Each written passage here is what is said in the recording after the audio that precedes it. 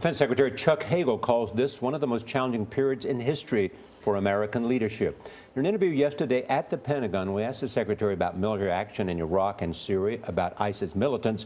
He calls it a long-term challenge focused on destroying ISIS, not ousting Syrian President Bashar al-Assad.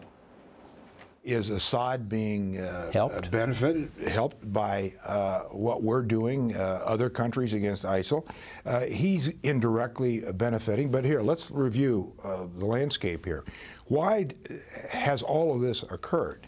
This has all occurred because over the last 3 years, Assad, his brutality, his lack of responsible government, his legitimacy in governing, what he's done to his own people has produced this. But the question is, do we have the will and the capacity to influence the events as we used to? I think our capacity is different because the threats and the challenges are far more diffuse and varied. I talked about asymmetric threats. I mean, the sophistication of ISIL, just take that for a moment. We've never seen an organization like ISIL that is so well organized, so well trained, so well funded, so strategic, so brutal, so completely ruthless. We've never seen anything quite like that in one institution. And then they blend an ideology, which will eventually lose. We get that.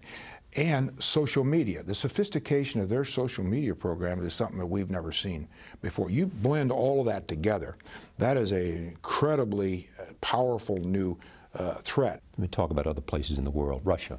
Do you think this is about Ukraine, or is it about Putin and a larger role he wants to play in the world? Well, there's no question that the Russians have upped their military activity many times over the last couple of years. Unfortunately, President Putin sees and has said it that he just doesn't accept a world order as it is. We also asked him about, there's some questions about whether the president wants to change his national security team, which is it. What was his? His response was not that he knew, but he served at the pleasure of the president.